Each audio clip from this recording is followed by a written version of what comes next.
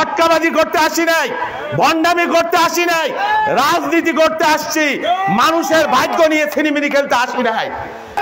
আজকাল তো নেতার কথা শুনলে মানুষ দৌড়ে পলায়, কিন্তু সেই রকম নেতার সাথে আমরা রাজনীতি করতে চাই না।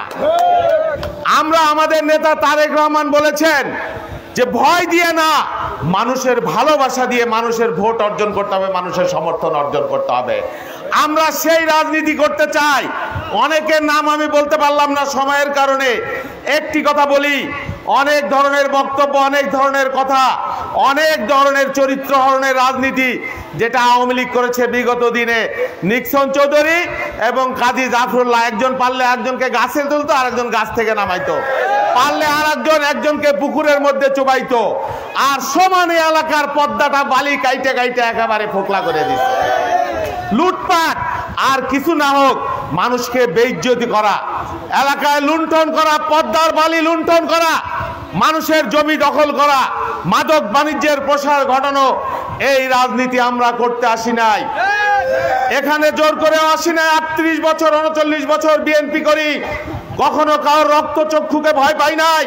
হাসিনার আমলের 17 বছর চোখে চোখ রেখে কথা বলেছি। আমার অনেক সহযোদ্ধা গুম হয়ে গেছে, আমার অনেক সহযোদ্ধা রাস্তায় গুলি খেয়ে পড়েছিল। আমরা যে বেঁচে আছি আল্লাহ রব্বুল আলামিনের অশেষ কৃপা, অশেষ কৃপা। সুসময়ের বন্ধু হয়ে আসি নাই। 128টা মামলা, বারবার জেলে গেছি, রক্তাক্ত হয়েছি, বোনাস লাইফ। এখানে নির্বাচন করতে আমাকে পাঠানো হয়েছে দলের পক্ষ থেকে। আমি জোর করে আসি নাই, আমি রাজনীতি করে, আমি দলের সিদ্ধান্ত মেনে চলালো। অনেকে মনোনয়ন চাইতে পারেন, তারাও দলের লোক। কেউ কেউ আমার বড় ভাই, আমার মুরব্বী, কেউ কেউ আমার ছোট ভাই। অবশ্যই আপনারা মনোনয়ন চাইবেন।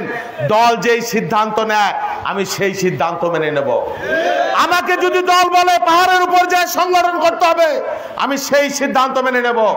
আমাকে যদি দল বলে এই সদরপুর চরমানাইরে, সদরপুরে ভাঙ্গা চরবদ্রসনে নির্বাচন করতে আমাকে পাঠিয়েছেন, আমাকে নির্দেশ দিয়েছেন, আমি দলের নির্দেশ, আমার নেতার নির্দেশ পালন করতে এসেছি। আপনাদের সাথে আমার ভাগ্য জড়ায় রয়েছে। কোনোদিন কর্মীকে ফেলে পালিয়ে যায় নাই। সাধারণ গৃহস্থ পরিবার থেকে লড়াই করে করে, সংগ্রাম করে করে, আওয়ামী লীগের বিরুদ্ধে যুদ্ধ করে করে আজকে এই জায়গায় এসে দাঁড়াইছি। আজকে যদি শেখ হাসিনা ক্ষমতায় থাকতো, আমাদেরকে জেলখানায় থাকতে হইতো। সেই জন্য বলি যে আমি রাজনীতি করা মানুষ। দয়া করে আমার নামে কেউ গীবত করেন না। দয়া করে আওয়ামী লীগের মতোই প্রতিহিংসার রাজনীতি আমরা করতে চাই না। যে যা রাজনীতি করেন, যে যা, আপনাদের প্রত্যেকের প্রতি আমার রেসপেক্ট আছে। দল যদি আপনাদেরকে মনোনয়ন দেয়, আমি আপনাদের গোলাম হয়ে আপনার জন্য কাজ করে।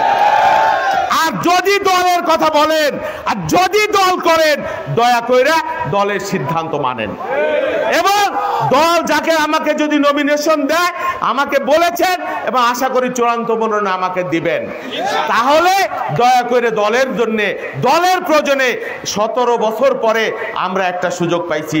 এই চরমানাইরে এত বড় জনসভা 17 বছরে নাকি হয় নাই, এইবার হয়েছে।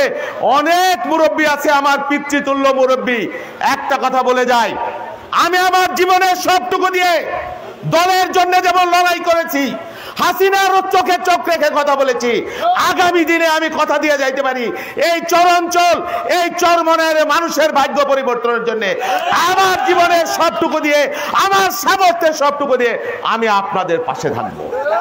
আপনাদের ভাই হিসাবে থাকতে চাই, আপনাদের সন্তান হিসাবে থাকতে চাই। আমি সারাদিন রাজনীতি করি, ভোরবেলা থেকে শুরু করে রাত 4টা পর্যন্ত রাজনীতি করি আমার বাড়ির সামনে। আমি আপনাদের কথা দিয়ে গেলাম, ঢাকার গ্রিন রোডে আমার একটা বাসা আছে আপনাদের জন্য উন্মুক্ত। আমি অচিরেই সদরপুরে একটা ঠিকানা তৈরি করব। এখানে অনেকেই দাবি করেছেন এই আরিয়াল খান নদী ব্রিজের কথা। আমি আজকে দ্যাট ইন কন্টে এখানে বলে গেলাম, আপনারা যদি আমাকে ভোট নাও দেন, আমার সাথে যদি নাও থাকেন, ইনশাল্লাহ আমার দল তো ক্ষমতায় যাবে। আমি এই আরিয়াল খান ব্রিজ সর্বপ্রথম আমার অঙ্গীকার, আমার কমিটমেন্ট। এই আরিয়াল খান নদীতে আমি যদি বেঁচে থাকি,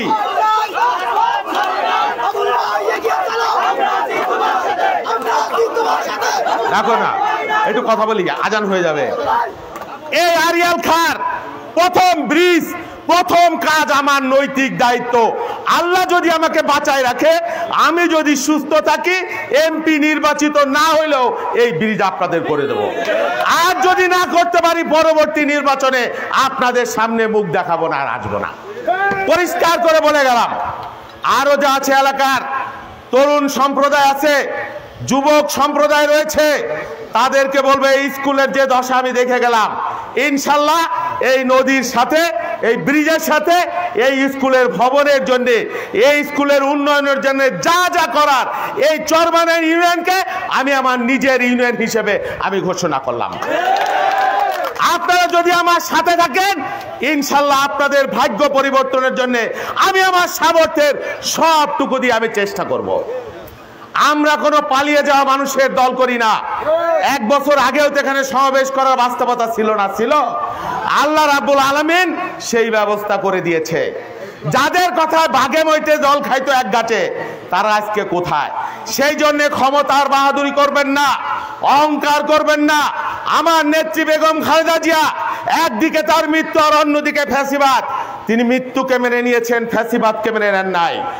অন্যায়ের সাথে এক বিন্দু আপোষ করেন নাই। মুখ ভেঙছে ভেঙছে বলেন নাই যে হাসিনা পালায় না, অথচ 3 দিনের মধ্যে পালাই গেছেন। এই নেত্রীর দল করি না।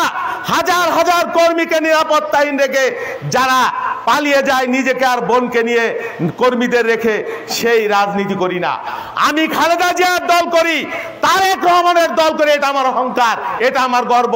মৃত্যুর আগেও বলবো, মৃত্যু এখনো বলবো, সব সময় বলবো। সেই জন্যে আমরা বলবো, আগামী দিনে আপনারা আমাদের সাথে থাকেন। ইনশাল্লাহ কেউ আমাদের কাছে অসম্মানিত হবেন না। মানুষকে অসম্মান করা কাজ না। আমরা ইনসাফের শাসন কায়েম করব, সৎ মানুষের শাসন কায়েম করব। যারা আমার